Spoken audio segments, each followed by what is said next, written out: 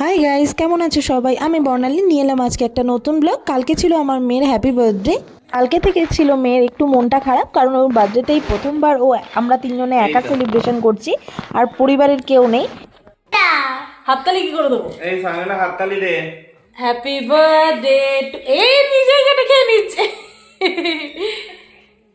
Happy birthday to you, happy birthday to, happy birthday to you. আরে পুরো কেকটা কাট না মা। সবাইকে ভিডিও কল করে দেখানো হচ্ছিল যে সোনা কেক কাটছে, কিন্তু কিছু তো করার নেই। আজকে এইভাবেই আমাদের বার্থডে সেলিব্রেশন করতে হবে। চেষ্টা করব পরে যেন আবার আমরা এই সেলিব্রেশনটা করতে পারি। 5 বছরের জন্মদিনটা যাতে একটু অন্যরকম হয়, সেটাই আমরা চেষ্টা করেছিলাম। আর হয়তো সম্ভব হতো যদি আমরা বাড়িতে থাকতাম একটু